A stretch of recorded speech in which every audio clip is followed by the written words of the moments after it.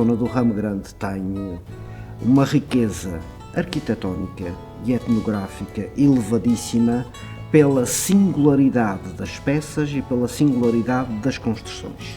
Do ponto de vista geográfico, geomorfológico, tectónico e até geológico, é uma zona bem delimitada que se diferencia claramente das outras zonas da ilha.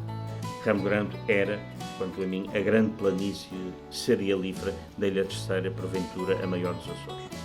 Essa fertilidade da terra, para além de se repercutir nesta agricultura farta, repercute também numa pecuária exuberante. Eu diria que o Ramo Grande é um animal para zonas ricas. Tudo ali me parece um pouco mais intenso. A gente quase conhece o Ramo Grandense antes dele começar a falar. É uma pessoa que é uma pessoa serena, normalmente serena, mas festeira, que gosta muito de festas. Uma pessoa que está em paz com o seu passado.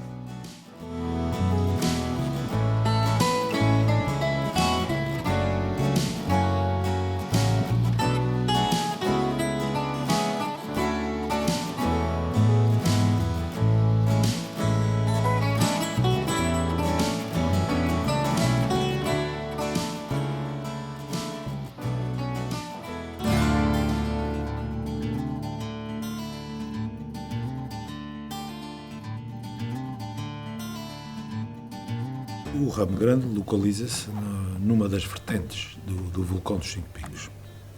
Mais especificamente, localiza-se numa zona muito bem delimitada, do ponto de vista tectónico, por duas grandes falhas. A falha das Fontinhas, a sudoeste, e a falha de Santiago, a nordeste. E, portanto, a zona do Ramo Grande corresponde, do ponto de vista geográfico e geomorfológico, a essa zona delimitada por estas duas grandes fraturas. Essa zona desenvolve-se desde a Baía da Praia da Vitória até à Caldeira das Lajes, passando também pela Vila Nova. Portanto, é uma zona com uma área relativamente grande. Essa zona, do ponto de vista agrícola, é constituída por solos que derivaram de erupções do Pico Alto, ou seja, as rochas que deram origem aos solos que atualmente compõem o Graben das Lajes, portanto, a zona do Ramo Grande, são solos que derivaram de rochas, materiais piroclásticos emitidos pelo vulcão do Pico Alto, já mais na zona da Aguala. Esses materiais e esse tipo de erupção têm a particularidade de, na altura, durante a sua emissão, tendem a aplanar o terreno. Formam-se nuvens ardentes e essas nuvens ardentes tendem a tornar os terrenos tendem a atenuar o relevo dos terrenos. Daí que ia gerar solos naturalmente muito férteis. Portanto, a zona do Ramo Grande apresenta solos de grande qualidade, do ponto de vista agrícola, e também, do ponto de vista do relevo, é a zona mais plana, das zonas mais planas da Ilha Terceira. E esse tipo de relevo está associado ao tipo de erupções que ocorreram ali na zona. Há claramente uma especificidade geológica. Portanto, o Ramo Grande localiza-se praticamente todo naquela zona do Graben das Lajes, que corresponde a um abatimento geológico daquela zona. Isto faz com que a produção agrícola naquela zona seja um bocadinho diferente da produção agrícola nos outros locais.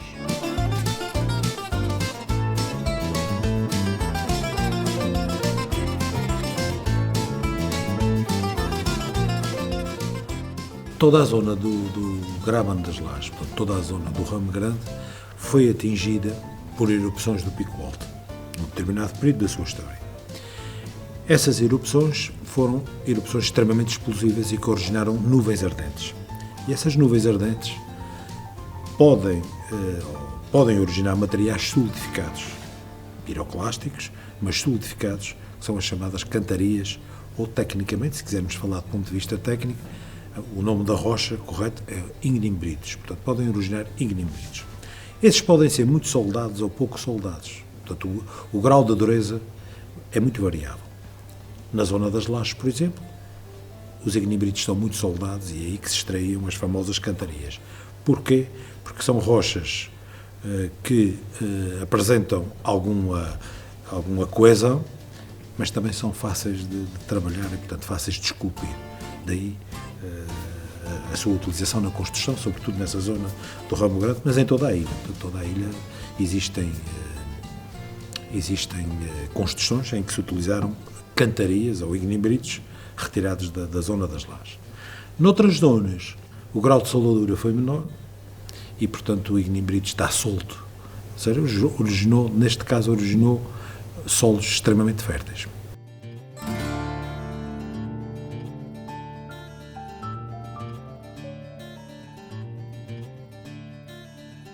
Essa fertilidade da terra, para além de se repercutir nesta agricultura farta, repercute também numa pecuária exuberante.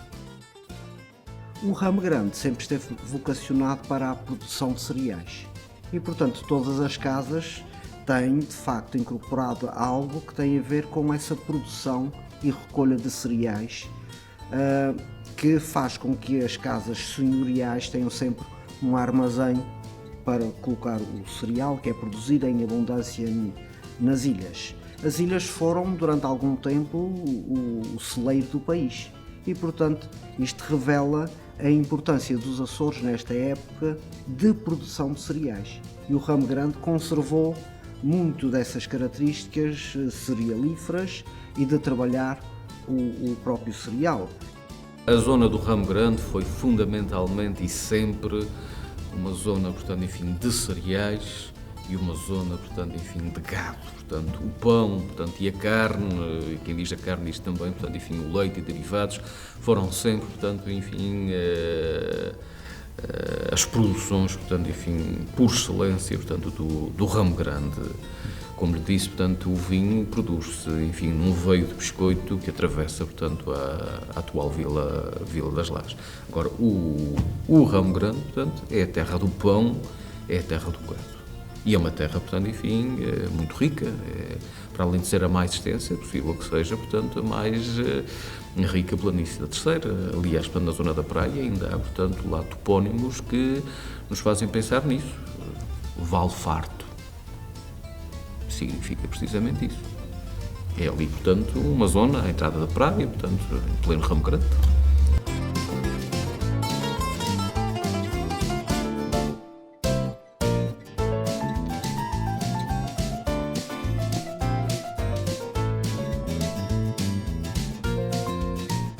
Creio que a expressão Ramo Grande está relacionada com essa extensa área de cultivo de cereais.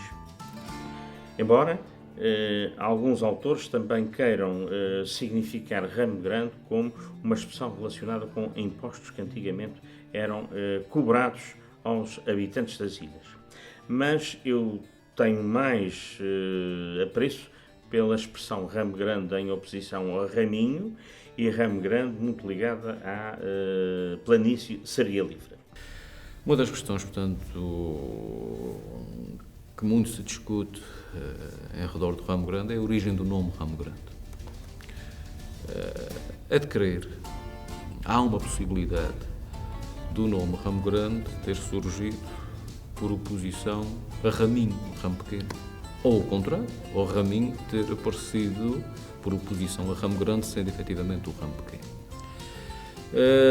Os defensores, portanto, enfim, desta ideia, fundamentalmente querem nos dizer que Ramo Grande deriva daquilo que poderemos considerar como uma espécie de circunscrição fiscal de antigamente. Ou seja, portanto, um ramo, portanto, uma zona de cobrança de dízimos de cereais, fundamentalmente dízimos de trigo.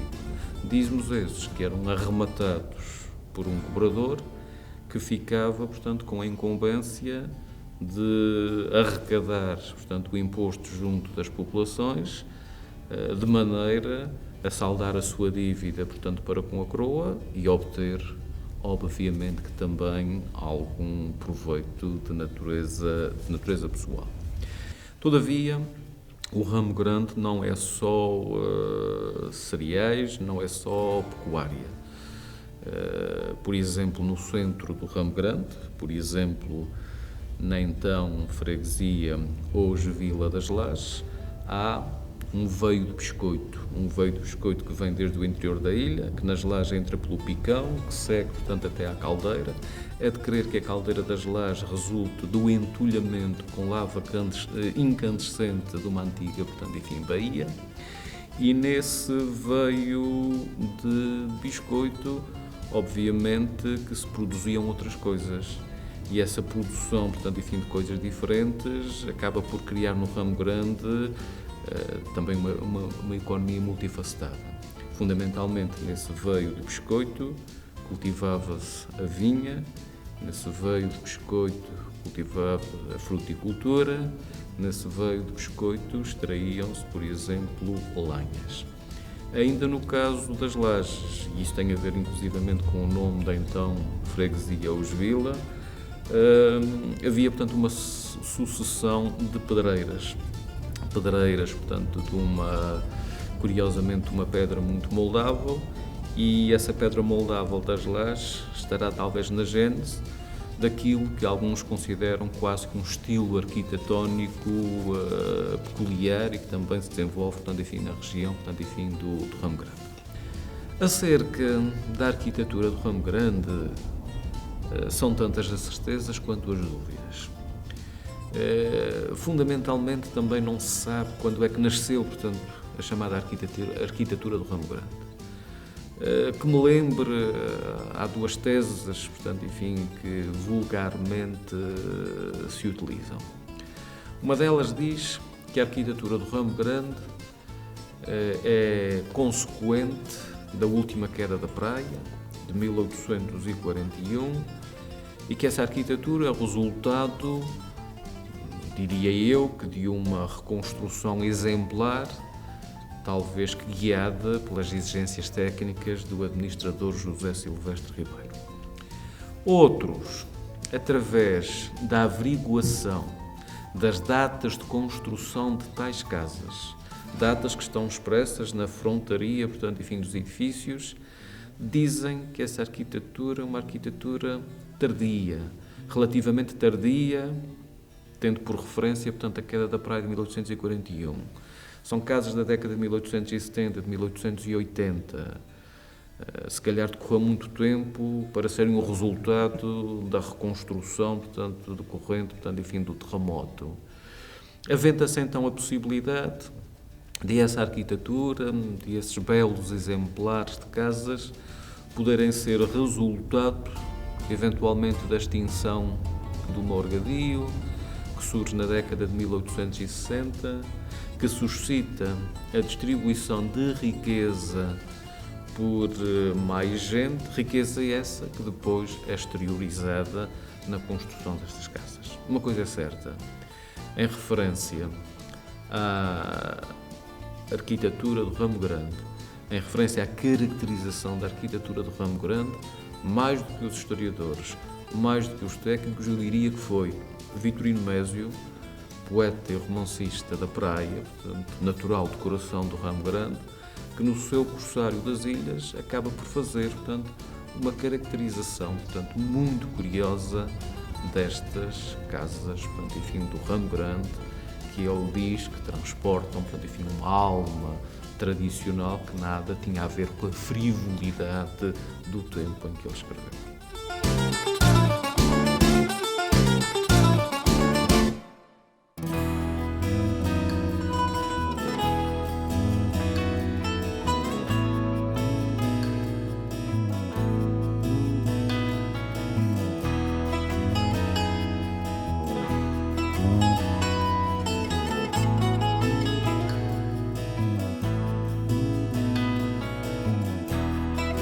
É indissociável falar-se da arquitetura do Ramo Grande do ignibrito, ou seja, a matéria-prima a partir da qual as casas são construídas. Isto ocorre justamente nesta faixa nordeste da Ilha Terceira, que abrange, na zona mais a sul, as freguesias da Fonte Bastardo e de Porto Martins e Cabo da Praia. No outro lado, do norte da ilha, vai até às Quatro Ribeiras e à Algova, sendo que As freguesias centrais, onde essa expressão arquitetónica mais se nota e que coincidem justamente com a planície cerealífera, são Lages, Fontinhas e São Brás. Ocorrendo também na freguesia de Santa Cruz, na sua zona não urbana, mas sim rural. Portanto, conjugam-se aqui dois fatores. Uma riqueza do solo que permite uma produção cerealífera relativamente grande e uma riqueza de uma matéria-prima que é uma pedra suscetível de ser utilizada na construção civil. Portanto, delimitamos o espaço onde ocorre esta expressão arquitetónica. Importa agora talvez ter em conta um outro aspecto, que é o tempo em que isso ocorre. A arquitetura do Ramo Grande ou a Casa do Ramo Grande está relativamente balizada cronologicamente. Desde logo, e falaremos a seguir, elas têm umas características de marcas de propriedade, ou seja, grande parte dessas espécies arquitetónicas estão datadas na sua fachada. A expressão mais antiga é de 1866 e entram já algumas construções pelas primeiras 2 e 3 décadas do século XX. Mas, já na entrada do século XX, nós já não estamos no cerne do período da construção da expressão arquitetónica designada por caso a arquitetura do Ramo Grande. Já estamos num sucedâneo. Interessa-nos situarmos nas décadas de 70 e 80 do século XIX, que é quando estas edificações assumem as características que nós conhecemos. Não há uma certeza absoluta quanto à razão pela qual isto ocorre nesse período. Um historiador e investigador, José Guilherme Reis Leite, defende que terá sido a extinção dos morgadios em 1864 que permitiu a divisão das grandes propriedades e a venda em parcelas de terreno mais limitadas a um maior número de pessoas.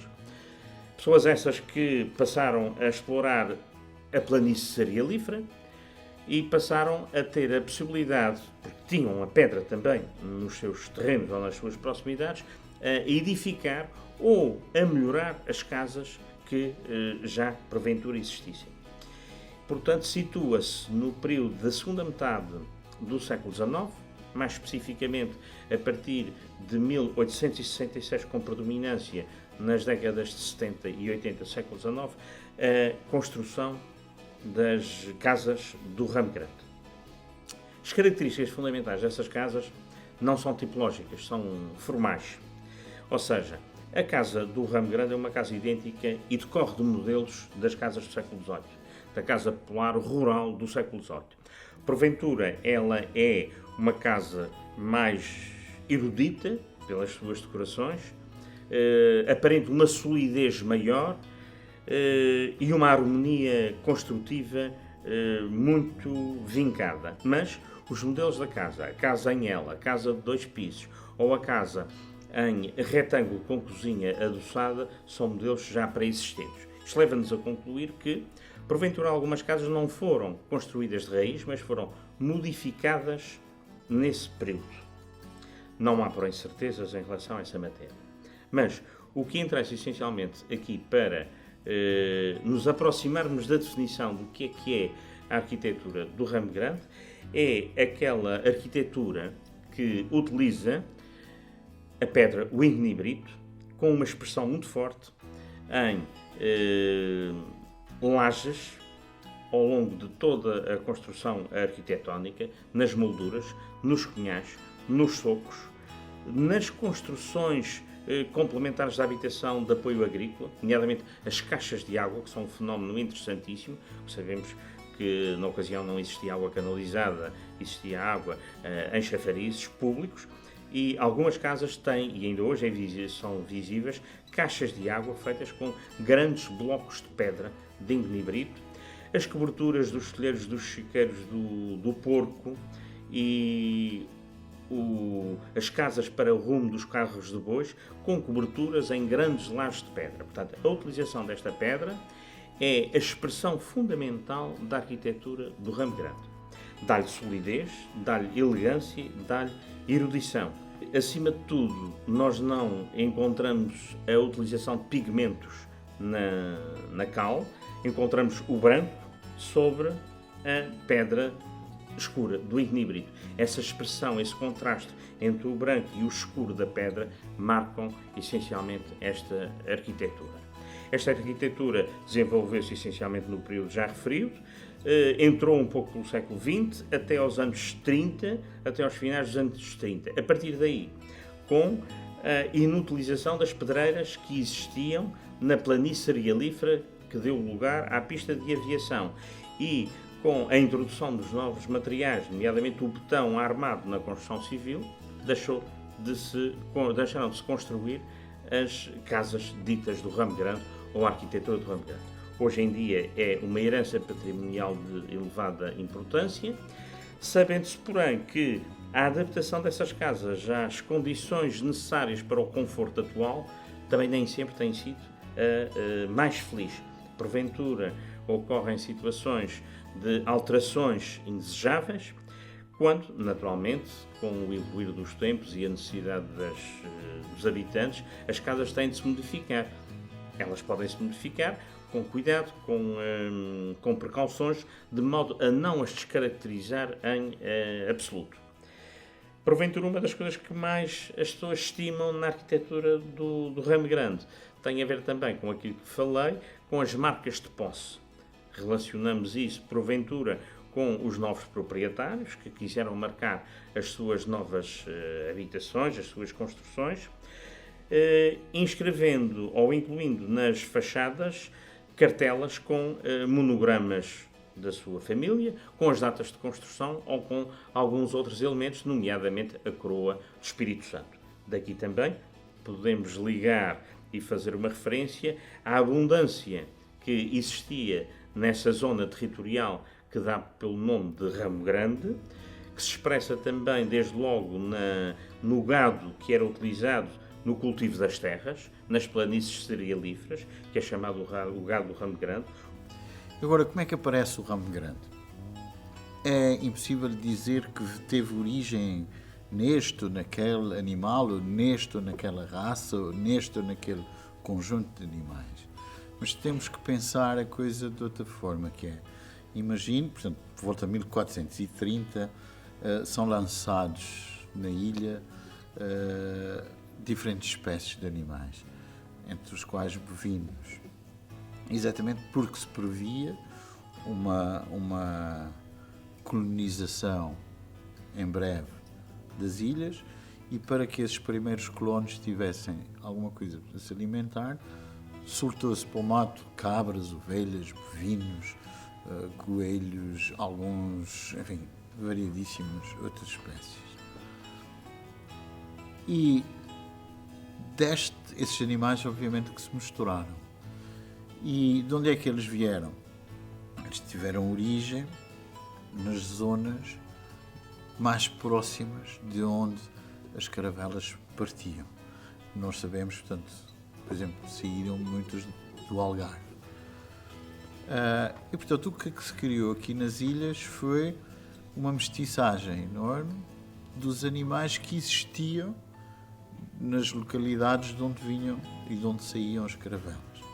Portanto, desta amálgama que se criou de mestiços, foi necessário selecionar animais que correspondessem às necessidades, ou seja, animais possantes para trabalhar a terra, que servissem, portanto, de meio de transporte e que transporte de mercadorias e que também dessem algum contributo para a alimentação humana, ou seja, o leite e a carne.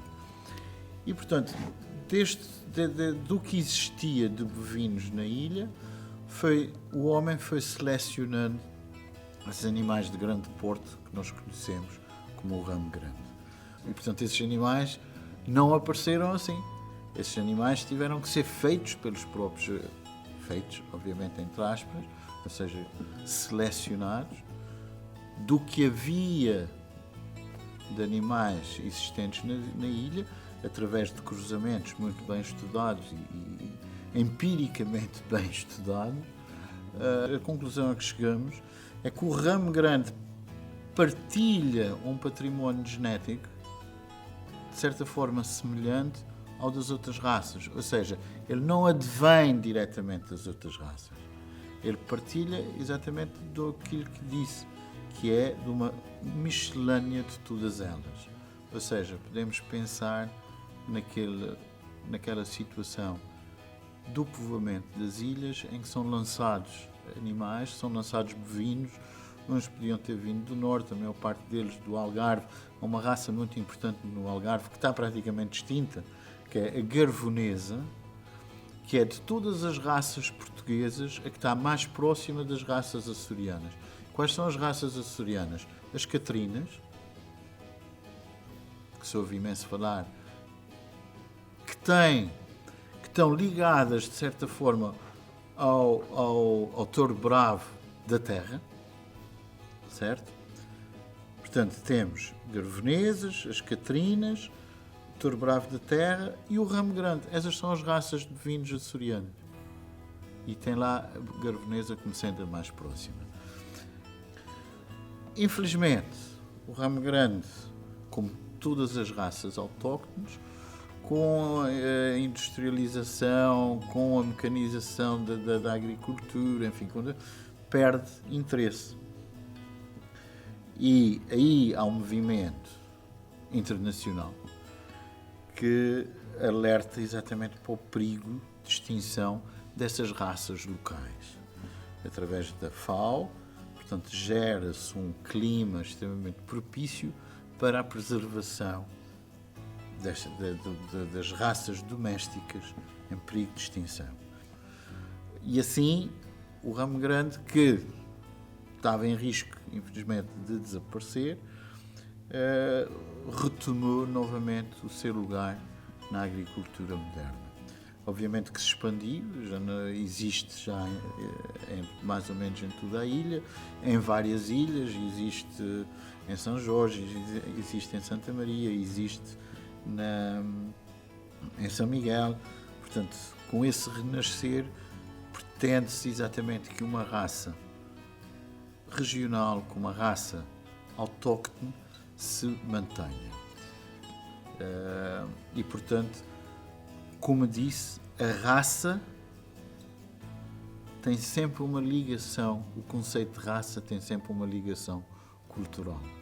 Ora, o ramo grande é uma área da ilha que tem especificidades geológicas, tem especificidades ambientais de flora, inclusivamente, de recursos hídricos. Portanto, há uma diferença grande entre aquela área e a restante parte da Ilha Terceira.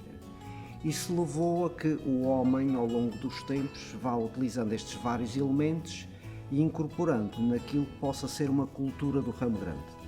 Cultura essa que passa, primeiro, pelo aproveitamento das pedras que estão disponíveis.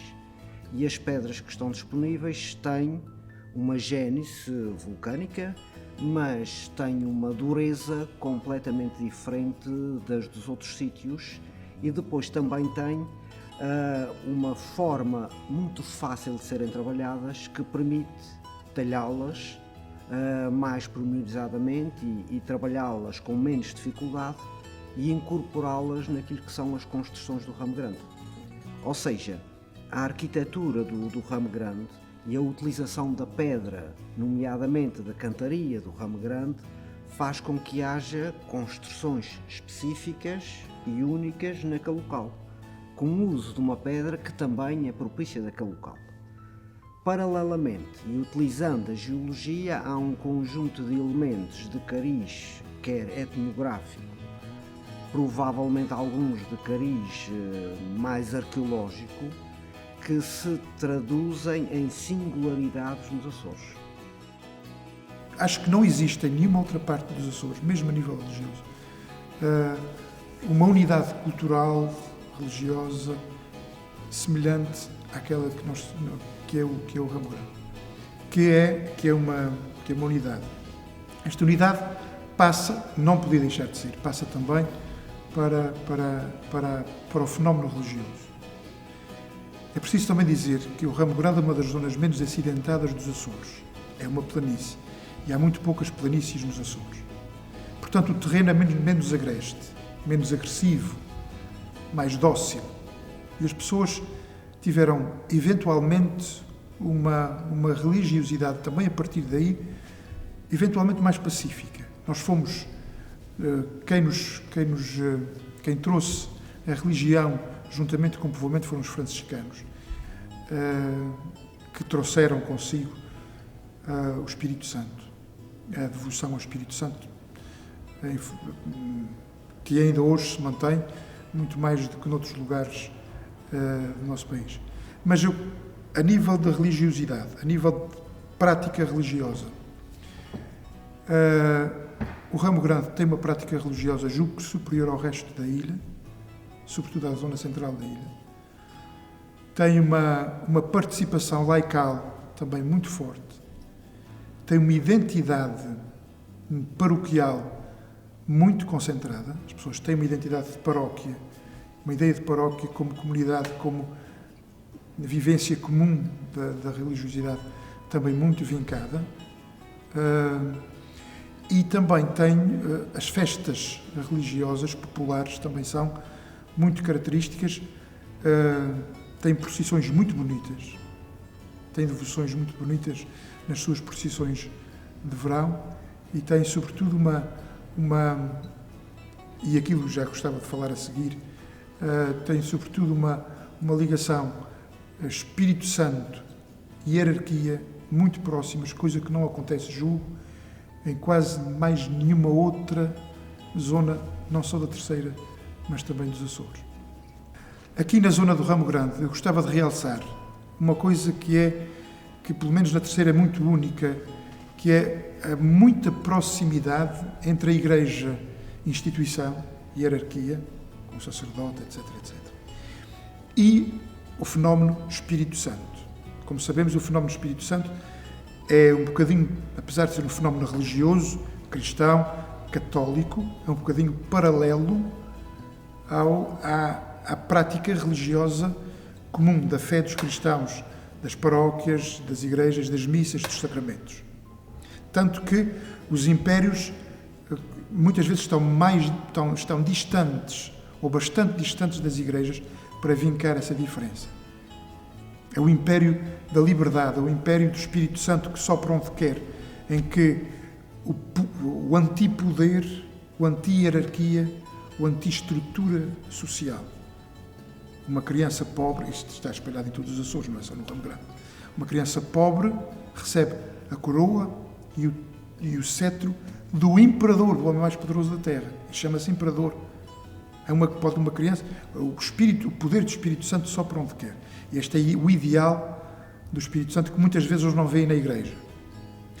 No Ramo Grande, o Espírito Santo, as festas e a devoção ao Espírito Santo sempre esteve muito ligado e sempre foi muito conduzido, mais do que em outros lugares, pela igreja hierárquica, pelas paróquias.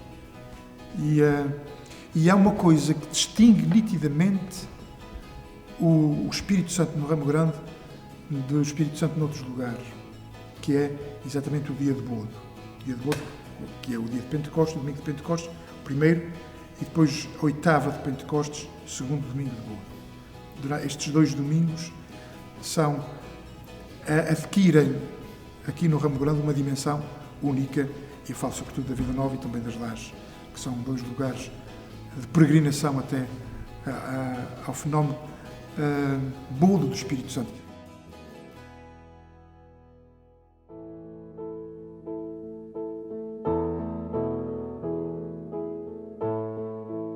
Nos últimos 3/4 do século, podemos, de certa forma, dizer que se inverteu um tanto a função do Ramo Grande. E a função do Ramo Grande inverte-se fundamentalmente em virtude da eclosão da Segunda Guerra Mundial, em virtude das incidências da Guerra Fria, em virtude, fundamentalmente, da construção da base das Lajes, que faz com que se altere o caráter e a função da própria planície do Ramo Grande. A ligação à base abriu horizontes, de alguma forma. Seja porque naquelas freguesias ali ao lado se consumiam alguns produtos que não havia noutros sítios, seja porque a riqueza que também havia naquela zona permitia isso, e temos gente daquela zona com os olhos muito abertos. Eu acho que a chegada da base e dos americanos desnorteou um bocadinho essa unidade. E nós reparamos, vemos hoje, para já, o celeiro da ilha foi abrangido quase totalmente pela zona do aeroporto e da base. E depois a chegada de estrangeiros, a chegada de pessoas para trabalhar na base e para trabalhar em empregos indiretos, tudo aquilo que a base criou uma divisão e um fenómeno que desestabilizou aquilo. Não posso dizer que isso é um acontecimento negativo, antes pelo contrário, mas que desestabilizou o fenómeno unidade, Ramo Grande. Efetivamente, portanto, a pista das Lajes corta uma parte substancial, portanto, do Ramo Grande, ocupa uma parte fundamental do tal veio do biscoito de que lhe falei, portanto, na zona das Lajes, denominada, portanto, enfim, zona das bugias. E de facto, portanto, nos últimos 3/4 de século, a vida no Ramo Grande alterou-se completamente, porque houve uma quantidade, portanto, enfim, grande de assalariados e trabalhadores agrícolas e de pequenos proprietários que trocaram, portanto, de função, trocaram de profissão, deixaram, portanto, o amanho das terras para se empregarem, portanto, enfim, na base das lajes. Base das lajes essa que, felizmente, estamos a falar da base das lajes agora num tempo mau, mas base das lajes que durante quase 3/4 de século foi um fator, portanto, enfim, de dinamização da economia, de progresso económico, de progresso social.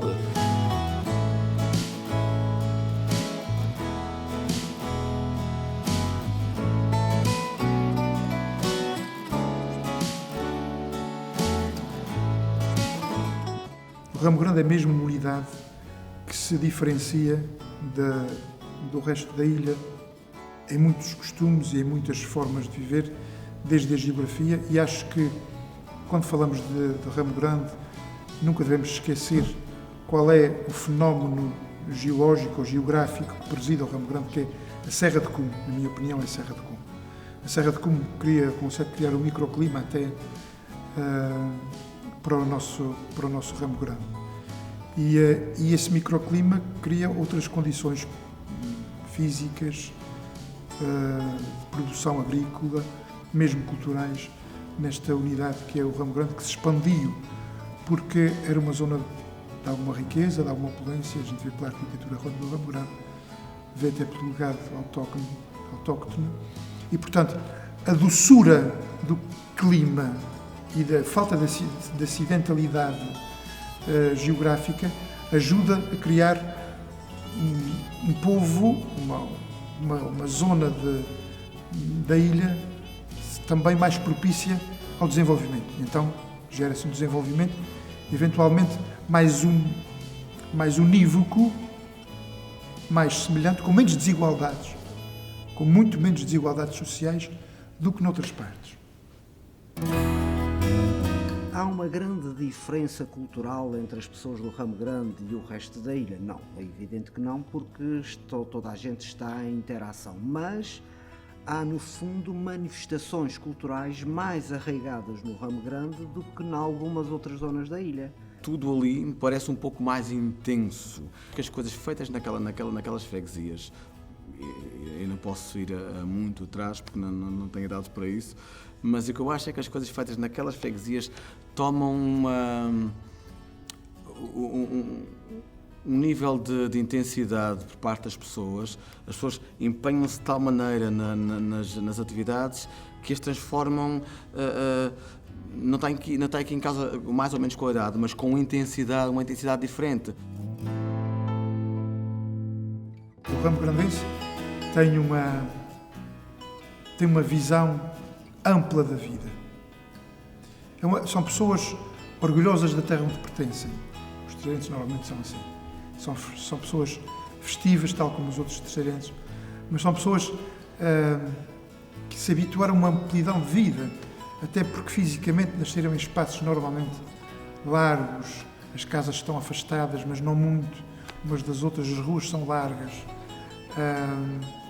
A cultura de bem acolher é um dos fenómenos mais bonitos de toda a ilha, mas também, e talvez especialmente do nosso ramo grande.